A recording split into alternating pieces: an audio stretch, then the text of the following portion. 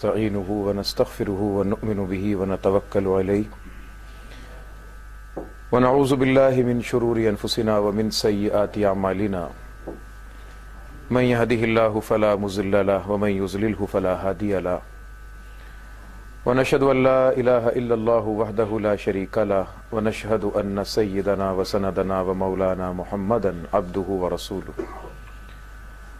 اما بعد فاعوذ باللہ من الشیطان الرجیم بسم اللہ الرحمن الرحیم ان اللہ وملائکتہ یصلون علی النبی یا ایہا الذین آمنوا صلوا علیہ وسلموا تسلیما اللہم صل علی محمد وعلی آل محمد کما صلیت علی ابراہیم وعلی آل ابراہیم انکا حمید مجید اللہم بارک علی محمد وعلی آل محمد کما بارکت علی ابراہیم وعلی آل ابراہیم انکا حمید مجید اما بعد سورہ مبارکہ حدید پارہ نمبر 27 اور سورہ حدید کی آیت نمبر 20 اور 27ویں پارے کا 19واں رکوع جہاں سے آج کی ہماری گفتگو کا اور درس کا آغاز ہوگا۔ پچھلے درس میں آپ نے جو کچھ سماعت فرمایا تھا اس میں ایک بہت بڑی بشارت، بہت بڑی خوشی کی خبر اور بہت بڑی مسلمانوں کے لیے نعمت اور اللہ کے دربار سے ملنے والی بہت بڑی عنایت کا ذکر تھا، اور وہ نعمت اور وہ عنایت یہ تھی کہ پروردگار نے اپنی آخری اور لاریب کتاب میں ارشاد فرمایا کہ جو شخص بھی اللہ اور اللہ کے رسول صلی اللہ علیہ وسلم پر ایمان لائے، اللہ تبارک و تعالی اسے صدیقین اور شہداء کے اندر شامل فرماتے ہیں۔ پوری امت کے جتنے بھی افراد ہیں اور قیامت کی صبح تک آنے والا ہر وہ شخص جو اپنے ذہن اور دل کے مطابق ایمان باللہ اور ایمان بالرسول صلی اللہ علیہ وسلم کی نیکی پر عمل پیرا ہوگا، اللہ کریم اپنے فضل و عنایت سے اس کو یہ مہربانی عطا فرماتے ہیں کہ اس کا شمار صدیقین اور شہداء کے اندر ہوتا ہے، اور اسی کے ساتھ ساتھ اس ایمان کی برکت سے پروردگار فرماتے ہیں کہ ان کو اجر بھی ملے گا، روشنی بھی ملے گی جو ان کے آگے پیچھے دائیں بائیں ہر مقام پر اللہ کی طرف سے ان کی رہبری اور ہدایت کرنے کے لیے موجود ہوگی، اور وہ لوگ جو اتنے عظیم اور اتنے کرم کرنے والے اللہ کی عنایات کا انکار کرتے ہیں وہ جہنمی ہیں اور ہمیشہ وہ اپنے خسارے اور نقصان کا شکار رہیں گے۔ اس کے بعد جو آج کی ہماری آیت کریمہ ہے اس میں اللہ تبارک و تعالی اس دنیا کی زندگی کو 3 درجوں میں بیان کرتے ہیں۔ اعلموا انما الحیات الدنیا لعب وَلَهْوٌ وَزِینَةٌ، یہ دنیا کی زندگی کیا ہے؟ لعب بیکار کام، لہو ایسا کام جس کا کوئی مقصد نہ ہو، وَزِینَةٌ اور بننے سجنے سنورنے کے کام، وَتَفَاخُرٌ بَيْنَكُمْ اور آپس میں فخر کرنا ایک دوسرے کے مال پر، ایک دوسرے کی جائیداد پر، وَتَكَاثُرٌ فِي الْأَمْوَالِ وَالْأَوْلَادِ اور مال اور اولاد کے اضافے کے لیے ایک دوسرے سے آگے سبقت لے جانا، یہ دنیا کی زندگی ہے۔ اعلموا جان لو انما الحیات الدنیا لعب ولہو وزینۃ، یہ دنیا کی زندگی لعب، لہو اور زینت 3 چیزیں ذکر کی۔ لعب کا معنی وہ کھیل جس کا کوئی فائدہ نہ ہو، جیسے بچوں کے کھیل، آپ نے چھوٹے بچوں کے کھیل دیکھے اس کا فائدہ ہی کچھ نہیں ہوتا، بالکل بیکار کام۔ لہو کا کام مطلب کوئی وقت پاس کرنے کے لیے کام کرنا۔ اب اسی سے اس بات کو ذہن میں بھی آپ رکھ لیجئے گا کہ وہ کھیل کود جس سے جسمانی صحت کو برقرار رکھنا مقصود ہو، اپنے وقت کو کارگر کرنا مقصود ہو، وہ کھیل کود تو اسلامی نظر میں بہت اچھا ہے، لیکن وہ کھیل کود اور وہ کوئی گیم جس میں کوئی حرام کا عنصر شامل ہو جائے تو اس سے بچنا 100% ضروری ہو جاتا ہے۔ آپ کرکٹ کھیلیں، ہاکی کھیلیں، والی بال، فٹ بال، کوئی دنیا کا کام جو آپ کھیل کود کے زمرے میں لا سکتے ہیں ضرور کریں، مگر وہ اس وقت تک جائز ہے جب تک وہ کام مجھے اور آپ کو اللہ کی یاد سے غافل نہ کرے۔ جب وہ کام، وہ کھیل، وہ کود ہم کو اللہ کی یاد سے غافل کرنے کا ذریعہ بننا شروع ہو جائے، تو پھر یاد رکھیے گا کہ وہ کھیل اور کود نہ رہا بلکہ وہ شیطان کا کام ہو گیا، شیطان کی مرضی اس میں شامل ہو گئی۔ صحت کو برقرار رکھنے کے لیے، اپنے وقت کو اچھے طریقے سے گزارنے کے لیے کسی اچھے کام کو استعمال کرنا بہت خوشی کی بات ہے، مگر اس میں بھی ایک بات یاد رکھیے گا کہ حدود اور پیمانے کو ذہن میں رکھنا ہے۔ ایسا نہیں کہ کھیل کود کے اندر تمام حدود کو ہم بھول جائیں۔ مرد ناف سے لے کر گھٹنے تک کا جو حصہ ہے یہ مرد کے لیے چھپانا لازمی اور ضروری ہے۔ ناف سے شروع ہو اور گھٹنے کی ہڈی جو بالکل سجدے کے اندر زمین پر لگتی ہے، اس ہڈی تک مسلمان مرد کے لیے اپنے پورے وجود میں سے اتنے حصے کو چھپانا فرض اور ضروری اور لازمی ہے۔ اگر بلا ضرورت، بلا کسی وجہ کے، اگر کسی مسلمان مرد کا گھٹنے سے لے کر ناف تک کا حصہ بلا کسی ضرورت اور وجہ کے کھلا رہا، وہ شدید قسم کا گنہگار ہوگا، شدید قسم کا گنہگار ہوگا وہ۔ لیکن اس کے علاوہ عام زندگی کے لیے، زندگی کو گزارنے کے لیے کھیل کود اس کی اجازت ہے، اور خود نبی علیہ الصلوۃ والسلام نے صحابہ کو اس کی اجازت دی۔ ہم تو سمجھتے ہیں کہ شاید دین اور شریعت کے اندر جو انسان دین پر عمل کرتا ہے یا شریعت پر عمل کرتا ہے، اس کے مزاج کے اندر سڑیل پن کا آ جانا بہت بنیادی عنصر ہے۔ اگر وہ ہنسے، بولے، کھیلے، کھائے، کودے تو ہم سمجھتے شاید یہ دین پہ عمل ہی نہیں کر رہا۔ نبی علیہ الصلوۃ والسلام نے جناب عائشہ صدیقہ رضی اللہ تعالی عنہا کے ساتھ ایک میدان میں دوڑ لگائی، ریس لگائی، اور ایک مرتبہ نبی علیہ الصلوۃ والسلام جب حضرت عائشہ صدیقہ کے ساتھ دوڑے، اب بتائیں کہ نبی علیہ الصلوۃ والسلام ان سے زیادہ بڑھ کر سنجیدگی کا، وقار کا، عزت کا، احترام کا کوئی مجسمہ ہو ہی نہیں سکتا۔ یہ تو باقی لوگ خامخواہ کے لیے اپنے اوپر مصنوعی قسم کے خول چڑھا کر رکھتے ہیں، لباس عجیب و غریب قسم کا۔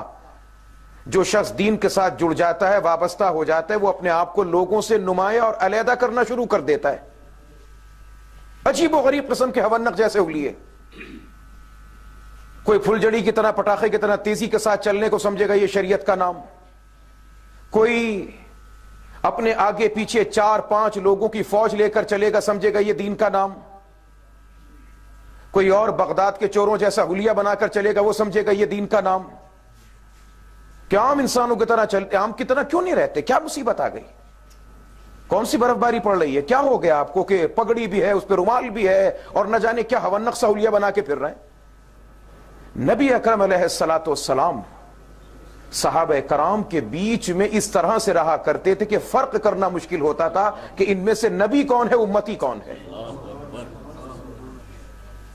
اور جائیں اور جا کے تاریخ پڑھیں، نبی علیہ السلام کی ہجرت کی تاریخ، کہ نبی علیہ الصلوۃ والسلام جب ہجرت کر کے مکے سے مدینے تشریف فرما ہوتے ہیں تو اکثر و بیشتر آنے والے لوگ نبی علیہ السلام کو چھوڑ کر ابو بکر کے ہاتھوں پر بیعت کر رہے تھے، اور وہ یہ تصور کر رہے تھے کہ شاید یہ اللہ کے نبی ہیں صلی اللہ علیہ وسلم۔ اور جب جناب صدیق اکبر رضی اللہ تعالیٰ عنہ نے اس بات کو دیکھا کہ لوگوں کو غلط فہمی مبتلا ہو رہی ہے، لوگ اس چیز سے غلط فہمی کا شکار ہو رہے ہیں کہ میرے ہاتھ پہ آ کر بیعت کر رہے ہیں، تو نبی علیہ الصلوۃ والسلام نیچے تشریف فرماتے، جناب صدیق اکبر رضی اللہ تعالیٰ عنہ اپنے ہاتھ میں کپڑا پکڑ کے نبی علیہ السلام کے سر پہ سایہ کر کے کھڑے ہو گئے، تاکہ پتہ چل جائے کہ کھڑے ہونے والا غلام ہے اور بیٹھنے والے آقا ہیں صلی اللہ علیہ وسلم۔ عام انسانوں کی طرح زندگی گزارنے کا معمول تھا، عام انسانوں کی طرح سے۔ شریعت کا معنی، دین کا معنی ممبر پہ بیٹھ کے لوگوں پہ تنقید کریں، صاحب فلاں نے یہ کیا، فلاں نے یہ کیا، سیاستدان ایسا ہے اور ڈاکٹر ایسا اور انجینئر ایسا، فلاں ایسا، فلاں ایسا، سب پہ تنقید کرنا بہت آسان، کہ دکاندار یہ کرتے ہیں، فلاں یہ کرتا ہے، فلاں یہ کرتا ہے، فلاں یہ کرتا ہے، چھریاں ہاتھ میں تھامے ہر ایک کی گردن کاٹتے چلے جائیں۔ کبھی کسی وقت میں ٹھنڈے دل کے ساتھ، ایمانداری کے ساتھ اپنے گریبان میں منہ ڈال کر دینی طبقے کو بھی سوچنا چاہیے کہ کیا ذمہ داریاں پوری کر رہا ہے۔ وہ ایک مقدس گائے بن کر کیوں رہنا چاہتا ہے؟ وہ محرم کا گھوڑا بن کے زندگی کیوں گزارنا چاہتا ہے کہ سواری کوئی نہ کرے، سب ہاتھ لگا لگا کے چومتے رہیں، بس بوجھ کوئی نہ اٹھائے، سب اس کا بوجھ اٹھاتے رہیں؟ کیوں یہ کام کرنا چاہتا ہے؟ یہ تو نبی علیہ السلام کا طرز معیشت نہیں تھا، نبی علیہ السلام کی زندگی گزارنے کا یہ طریقہ کار بالکل نہیں تھا، بالکل کسی طور نہیں تھا۔ بڑی سادہ بے تکلف زندگی ہے نبی مکرم صلی اللہ علیہ وسلم کی۔ صحابہ کرام کا مجمع جب آپس میں بڑھنے لگا اور لوگوں کی تعداد بڑھنے لگی تو کچھ صحابہ نے کہا کہ حضرت آپ کا دور کی وجہ سے چہرہ مبارک نظر نہیں آتا، اب نبی علیہ السلام چاہتے تخت طاؤس بنا کر کوئی اور لمبی چوڑی چیز بنا کر بیٹھتے. صحابہ سے پوچھا, مشورہ کیا, مشورہ کرنے کے بعد, صحابہ کے مشورے کے بعد, حالانکہ حضور کو ضرورت نہ تھی کسی سے پوچھنے کی, صحابہ کرام سے مشورہ کرنے کے بعد پھر نبی علیہ السلام نے ایک چوکی سی بنوائی تاکہ اس پر بیٹھا جا سکے اور دور والوں کو دیکھنا ممکن ہو سکے. سادی زندگی, کوئی اس میں تکلفات نہیں, تکلفات سے بالکل پاک زندگی تھی رسول اکرم صلی اللہ علیہ وسلم کی.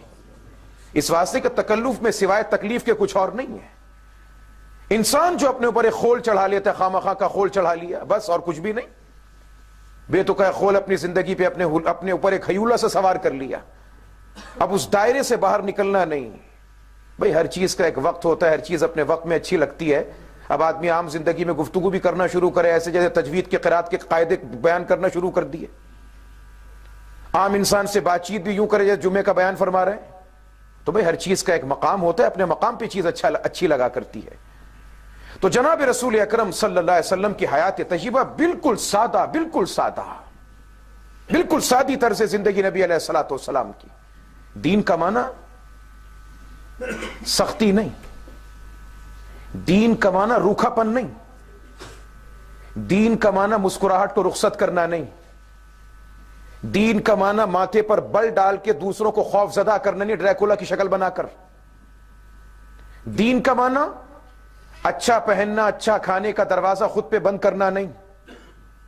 دین کا معنی عام انسانوں والی زندگی گزارنے سے دور چلے جانے کا نام نہیں. اکثر و بیشتر ہم نے دیکھا کہ کچھ لوگ پیری مریدی کے طریقے پہ رائج ہو گئے, پیر صاحب بن گئے. وہ پیر صاحب بنے ہوئے, اب سردی پڑ رہی ہے بلا کی, اب پیر صاحب نے ٹنڈ کروا رکھی ہے تو ان کے مرید نے بھی ٹنڈ کروانی ہے. پیر صاحب نے جو ٹوپی پہنی ہے وہی مرید صاحب نے پہننی ہے, کہ نہیں جی ان کی ٹوپی ہے ویسی پہننی ہے. نہ پیر کو دیکھے نہ مرید کو دیکھے, یہ دیکھے کہ نبی علیہ السلام کی حیات طیبہ کیا تھی. بات ختم ہے. نبی علیہ السلام سردی کے موسم میں سردی کا لباس, گرمی کے موسم میں گرمی کا لباس. نبی علیہ السلام حیات طیبہ کے اعتبار سے آپ نے جس طریقے سے زندگی کا جو بہترین رخ تھا وہ آقا علیہ السلام نے اختیار فرمایا. اور کبھی بھی نبی علیہ السلام کی حیات طیبہ کو کھول کر دیکھیں, حضور کی زندگی میں یہ آتا ہے کہ نبی علیہ السلام کبھی بھی مشکل چیز کو پسند نہیں فرماتے تھے, ہمیشہ دو چیزوں میں سے آسانی والی چیز کا انتخاب فرمایا کرتے تھے. اپنی ذات کو مشکلوں میں مصیبتوں میں الجھا دینے کا نام دین نہیں, اس کا نام دین نہیں ہے یار, اس کا نام بالکل دین نہیں ہے. سمجھیں دین کی روح کو, سمجھیں دین کی اسپرٹ کو, سمجھیں دین کی منشا کو, سمجھیں مقصد دین کو سمجھا جائے کہ دین ہے کس چیز کا نام. ہم سمجھے سڑیل پن کا نام, یبوست کا نام, ایک نحوست کا نام ہم نے دینداری رکھ چھوڑا, جس سے بات کریں طنز کے ساتھ, گفتگو کریں تنقید کے ساتھ.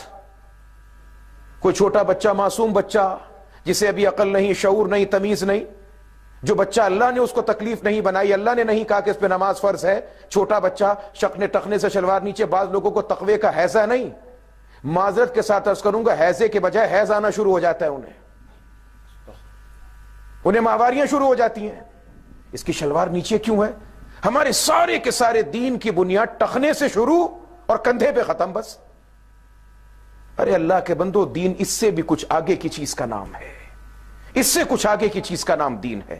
اخلاق, کردار, عمل, زندگی کے اندر محبت, رواداری, ہمدردی. بیگانوں کو اپنے کا بنانا نام دین ہے, اپنوں کو بیگانہ بنانے کا نام دین نہیں ہے.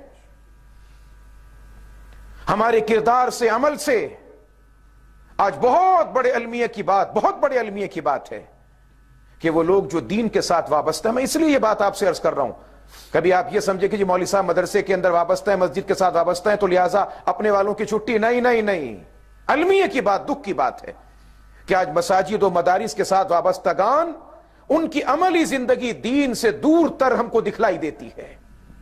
دین صرف تسبیح کا نام نہیں ہے, دین صرف پگڑی, ٹوپی, ٹخنے سے اونچی شلوار, چونچدار سرما, دین صرف ان چیزوں کا نام نہیں. دین اس سے بہت آگے بڑھ کے کسی اور چیز کا نام ہے. آقا علیہ السلام کے صحابہ فرماتے ہیں کہ ہم میں سے ہر ایک نبی علیہ السلام کے پاس جاتا تھا, ملتا تھا,